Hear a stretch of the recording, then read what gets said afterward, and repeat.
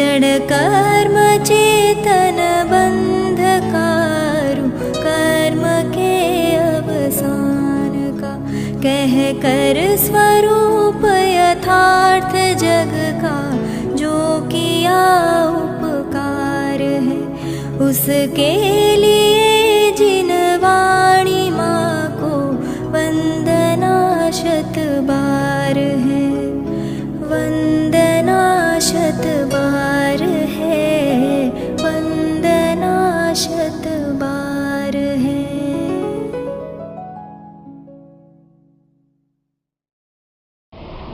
ओम नमः सिद्धेभ्यः, ओम नमः सिद्धेभ्यः, ओम नमः सिद्धेभ्यः। नियमसार ग्रंथाधिराज 105 नंबरनी गाथा। निश्चय प्रत्याख्यान, शुद्ध प्रत्याख्यान, परमार्थ प्रत्याख्यान ने लायक योग्य एवा सत्पात्र जीवोना स्वरूपनी अपूर्व चर्चा आ गाथामां आचार्यश्रीए करी छे। 106 नंबरनी गाथा साथे प्रत्याख्यान अधिकार 12 गाथाओं साथे पूरो थाय छे। तो छेल्ली गाथा 106 नंबरनी एना पहेलानी गाथा छे 105। 104 नंबरनी गाथा सुधी 10 गाथाओमां परमार्थ प्रत्याख्याननी अपूर्व व्याख्या समझावता हवे ई प्रत्याख्यानने माटे, शुद्धोपयोगने माटे, ई परम शुद्ध चारित्र्यने माटे सत्पात्र जीवो केवा होवा जोईए एनी चर्चा 5 विशेषणों वडे आ गाथामां करे छे। मूळ गाथानो पाठ आपणे जोईए। 105 नंबरनी गाथा। निकस्सायस दन्तस्य सूरसवसायिनो संसार भयभीदस पच्चखाणं सुहं भवे। अकषाय उद्यमी दांत छे संसारथी भयभीत छे। शूरवीर छे ते जीवने पछखाण सुखमय होय छे। 5 विशेषणों निश्चय प्रत्याख्यान ने लायक एवा जीवोना आमां समजाववामां आवे छे। पहलो छे अकषाय होवो जरूरी छे, कषाय रहित परिणति होवी जरूरी छे। ई सत्पात्र जीवो बीजा विशेषण में कहे छे उद्यमी होवा जरूरी छे, पुरुषार्थशील पुरुषार्थशाली होवा जरूरी छे। अप्रतिहत पुरुषार्थ भावे जे आगळ वधे एवा होवा जोईए। त्रीजो विशेषण छे दांत।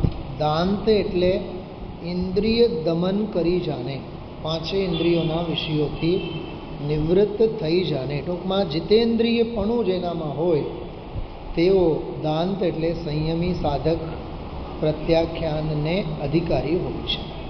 चौथो विशेषण छे संसारथी भयभीत। 4 गतिना भावो एनो रस जेमने छूटेलो होय ए संसारथी भयभीत एवा ई जीवो मोक्षनी अभिलाषा सेवनारा, योगिंदु देवनी भाषामां कहीए भाव भयथी डरेल चित्तवाळा जीवो, मोक्षनी अभिलाषा सेवनारा जीवो ज खरेखर देशना ने पात्र होय छे, उपदेशने माटे लायक होय छे। एम अहींया संसारथी भयभीत छे ते ज प्रत्याख्यान एटले शुद्ध चारित्रने माटे लायक होय छे। अकषाय, उद्यमी, दांत अने संसारथी भयभीत आ 4 विशेषण पछी 5मा विशेषणमां कहे छे शूरवीर होवा जोईए। टूंकमां अदम्य साहस साथे पोतानी शूरवीरता केळवेला एवा जीवो होवा जोईए। आमां तो एवुं लख्युं छे सकळ परिसह रूपी महासुभटोने जीत्या होवाथी जेणे निज शूर गुण टूंकमां परिसहना काळे परिताप न करे, प्रसन्नता साथे परम पारिणामिक पूजित पंचम भावनी परिणतिने सत्वारे પુરુષાર્થ કરતા રહે તેવો શૂરવીર કહેવાય. એવા જીવોને જ આ સુખમય પચકાણ એટલે જે સુખદાયક સુખ આપનારો પરમ પ્રત્યાખ્યાન છે એ હોઈ શકે. ટીકામાં પાંચે વિશેષણો તો બહુ અદ્ભુત રીતે આમાં સમજાવ્યા છે.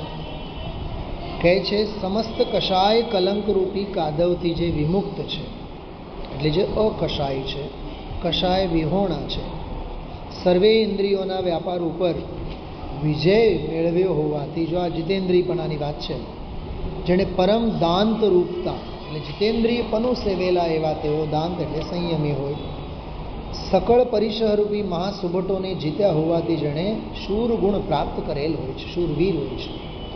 નિશ્ચય પરમ તપશ્ચરણમાં નિરત રહેલા એવા શુદ્ધ ભાવ જેને વર્તે છે અને જે સંસાર દુઃખથી ભયભીત છે એવા હોવા જોઈએ. ટૂંકમાં શુદ્ધતા તો ખરી જ ખરી. અને આગળ કહે છે તેઓ વ્યવહારથી 4 આહારના ત્યાગરૂપ પ્રત્યાખ્યાન છે, પરંતુ વ્યવહાર પ્રત્યાખ્યાન તો કુદૃષ્ટિ પુરુષને પણ ચારિત્ર મોહના ઉદયના હેતુભૂત દ્રવ્ય ભાવનો કર્મના ક્ષયોક્ષમ વડે ક્વચિત કદાચિત સંભવે છે. હોય ભૂમિકા પ્રમાણે હોય. પરંતુ આમાં નિશ્ચય પ્રત્યાખ્યાન અંગે બહુ માર્મિક વાત કરી. નિશ્ચય પ્રત્યાખ્યાન એટલે પરમ શુદ્ધ ચારિત્ર જ અતિ આસન્ન ભવ્ય જીવોને હિતરૂપે છે. કેમ કે પાત્ર વિના વસ્તુ ન રહે, પાત્રે આત્મિક જ્ઞાન, પાત્ર થવા સેવો સદા બ્રહ્મચર્ય મતિમાન. એમ નિશ્ચય પ્રત્યાખ્યાનને પણ અતિ આસન્ન ભવ્ય જીવો જ પચાવી જાણે, મિથ્યા દૃષ્ટિ કુદૃષ્ટિવાળા જીવો નહીં. એટલે આગળ એક બહુ સરસ વાત કરી સુવર્ણ પાષાણ અને અંધ પાષાણની વાત. સુવર્ણ પાષાણ એને કહેવાય જેનો સ્પર્શ થતાં લોખંડપન, લોઢુપન, સોનું બની જાય. એટલે જેને અડવાથી સોનું બની જાય, લોઢોપન, લોખંડપન, એવો એ સુવર્ણ પાષાણ, જેમાંથી સુવર્ણ હોય એને સુવર્ણ પાષાણ કહેવાય. જેમાંથી સુવર્ણ ન બને એ બધું અંધ પાષાણ છે, ખડકલો છે, ખડક છે, પથ્થર છે, વેળુના એ ઢગલા છે. તો ખરેખર તો સુવર્ણ પાષાણ નામનું જે પાષાણ છે એટલે શુદ્ધ નિશ્ચય પ્રત્યાખ્યાનના સંદર્ભમાં કહે છે તે ઉપાદેય છે, અંધ પાષાણ નહીં.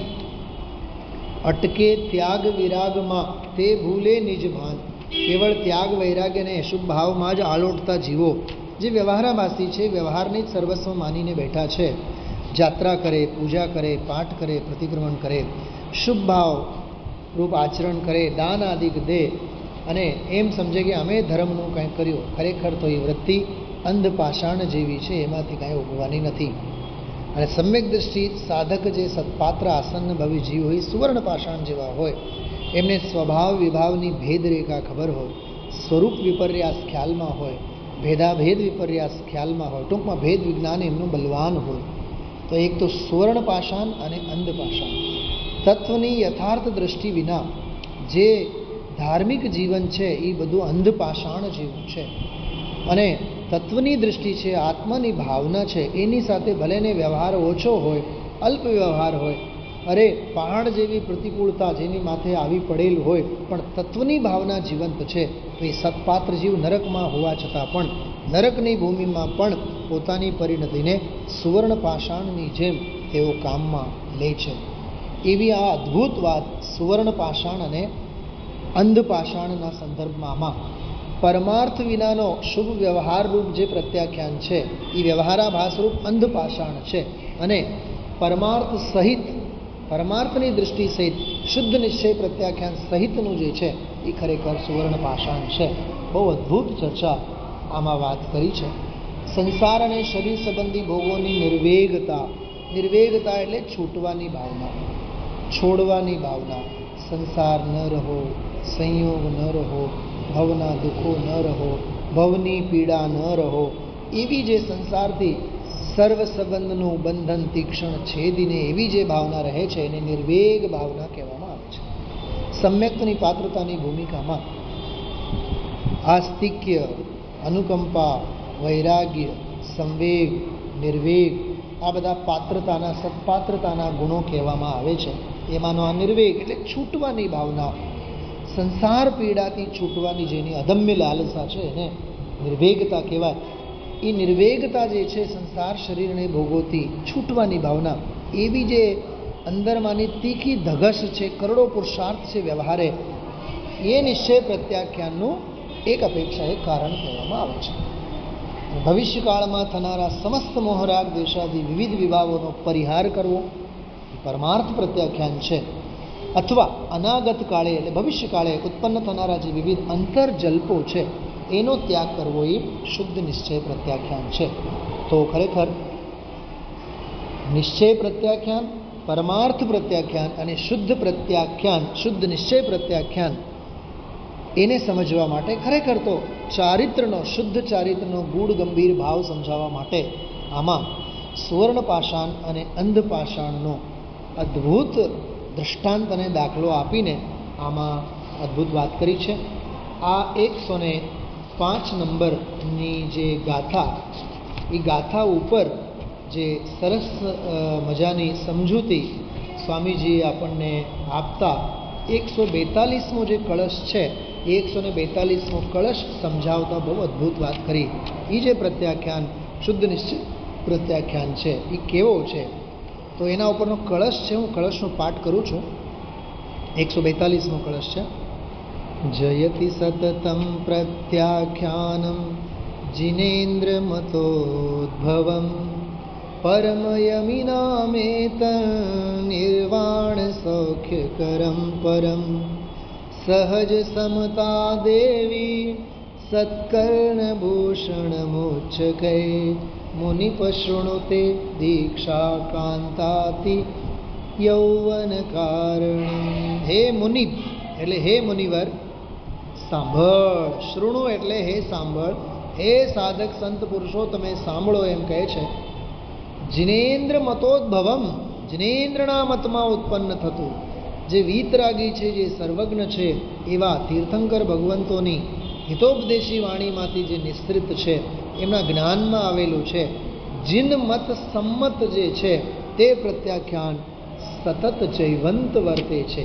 પૂજ ગુરુદેવશ્રીએ આ સતત જૈવંત વર્તે છે એના ઉપર કમસે કમ 10-12 મિનિટ બહુ અદ્ભુત રીતે સમજાવ્યા છે. ગુરુદેવશ્રીના ઉદ્ગારો એમાં સાંભળવા જેવા છે.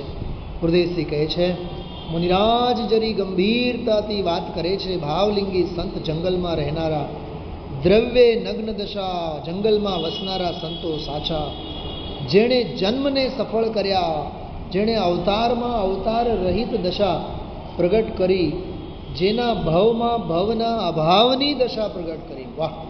જન્મને સફળ કર્યા, અવતારમાં અવતાર રહિત દશા પ્રગટ કરી, અને જેના ભાવમાં ભવના અભાવની દશા પ્રગટ કરી, તે કહે છે કે જૈવંત છે. એટલે અમારી પાસે એ ભાવ વર્તે છે. અમે પૂર્ણાનંદના નાથ આત્મા એની અંતરમાં રમતા રમતું કરતા જે સ્થિરતા વર્તે છે, એ નિશ્ચય ચારિત્રની પ્રત્યાખ્યાનની એ ભાવના ખરેખર અમને જૈવંત વર્તે છે.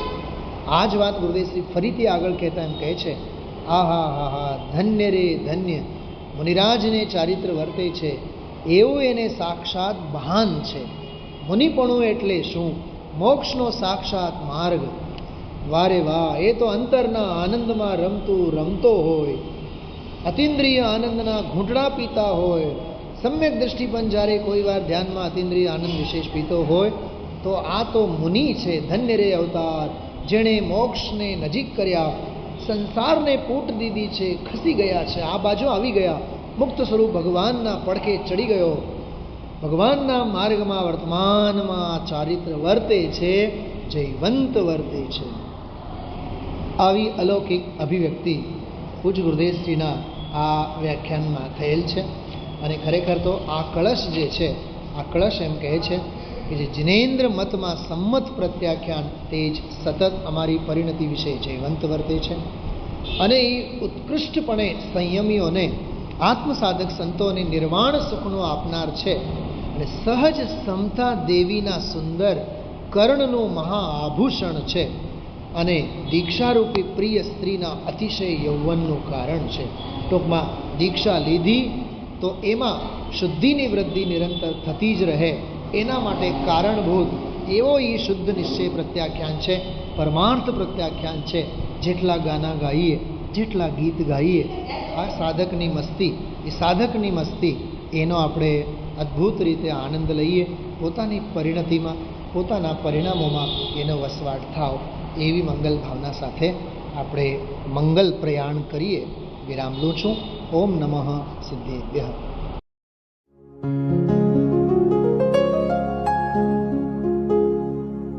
निज निधि निज में बताए, यह अनंत उपकार है उसके लिए जिन वाणी माँ को वंदना शत बार है, वंदना शत बार है, वंदना शत बार है.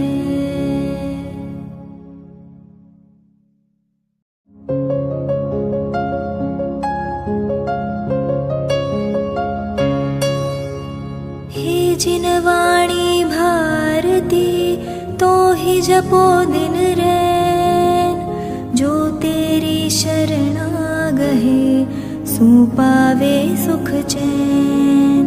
जा वाणी के ज्ञान ते सूझे लोकालोक, सो वाणी मस्तक नवो सदा देत हो ढोक, सदा देत हो